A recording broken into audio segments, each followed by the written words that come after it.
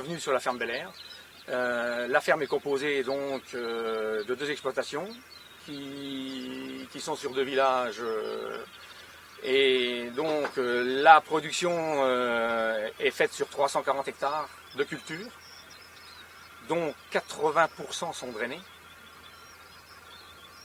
Les productions sont essentiellement des cultures de vente.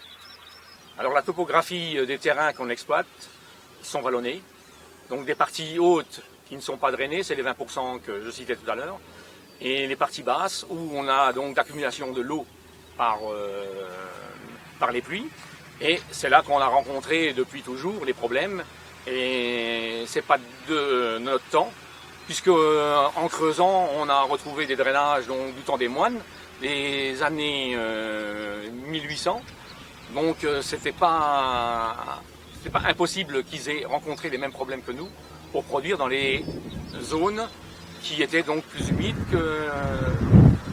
que les zones sèches. La ferme est en bio depuis 2010.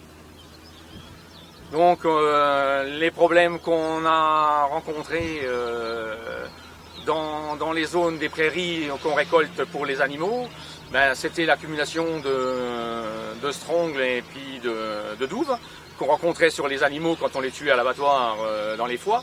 Donc les eaux stagnantes qui étaient dans ces parcelles ont pu être assainies par le drainage. Donc apporter du bien-être et une santé aux animaux. Alors ce que je peux dire aussi, c'est que la ferme produit donc des fourrages pour les animaux et des graines pour la consommation humaine. On fait des légumes secs, lentillons, pois, donc c'est essentiellement semé au printemps. Il faut semer très tôt.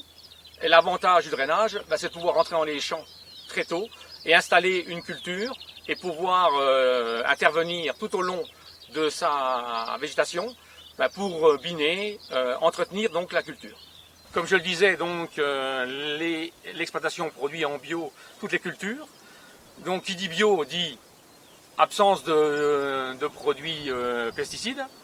Donc tout se fait pas manuellement, mécaniquement, à partir d'engins qui travaillent la surface du sol, justement pour désherber, donc enlever la mauvaise herbe dans la céréale ou le légume qu'on produit. L'important, c'est d'apporter un nettoyage parfait, donc une terre ressuyée. Qui dit une terre ressuyée dit un drainage efficace pour pouvoir aussi bien être en partie élevée de la parcelle et un fond qui serait moins assaini ou plus humide. Nos sols sont composés donc d'argile, ce sont des marnes bariolées. En couverture, nous avons une couche de limon. Et ce limon est favorable aux cultures, mais reste très humide parce que l'eau ne s'écoule pas à travers les marnes bariolées. Donc l'importance du drainage, c'est pouvoir collecter, assainir la partie de ces limons pour pouvoir les cultiver au mieux tout au long de l'année. Nos cultures sont semées surtout à l'automne, en fin d'été, la partie est au printemps. Donc c'est les moments les plus humides de saison. Et pour travailler au mieux, on est confronté à ce problème de pénétrer dans les champs. C'est pour ça que le drainage nous apporte une sécurité de pouvoir semer à la date escomptée pour pouvoir faire une production normale, tout simplement.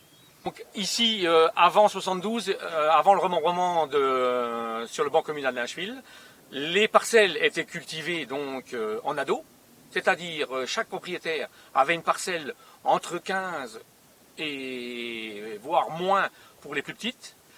La culture était donc faite en ado, c'est-à-dire on ramenait la terre sur le milieu pour assainir le champ.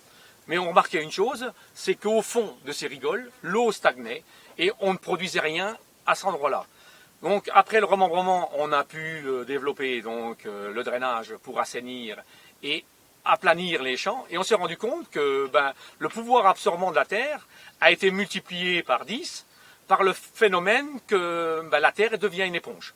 Donc il était absolument nécessaire d'évoluer vers quelque chose de plus respectueux de la nature que de faire des accumulations d'eau qui ne servaient à rien et en fin de compte qui permettaient juste de développer une flore inintéressante à la production de céréales ou dans les prés de fourrage, tout simplement.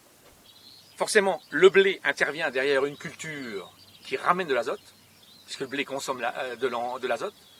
Là, le but de cette parcelle-là, c'est une plante qui s'appelle une févrole, c'est une légumineuse, prend l'azote de l'air et la fixe dans ses nodosités dans les racines. Le blé qui est à côté, qui est en fin de compte compagnon, prend l'azote là et vit au crochet de la plante naturellement et sans engrais, sans rien. Donc aujourd'hui, en faisant ce genre de choses, on augmente le rendement et on a quasiment l'un et l'autre. C'est-à-dire si on faisait la même culture qu'en févrole en bio, on aurait peut-être 2 tonnes ou 3 tonnes hectares. Le fait d'associer du blé, eh ben, c'est comme un petit parasite, mais qui nous sert à nous, et qui va faire entre 1,5 tonne et 2 tonnes hectares. Donc, les deux rassemblés font un rendement tout à fait honorable, voire la même chose qu'un conventionnel, mais c'est ce genre de choses qu'il faut développer.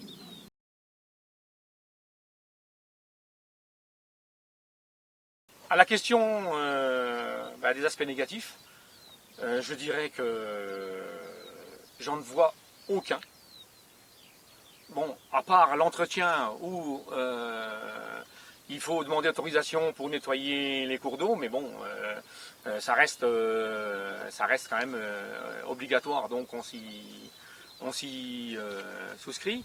Mais je veux dire, dans l'ensemble, nos plantes se développent mieux sur la partie drainée que la partie non drainée du champ.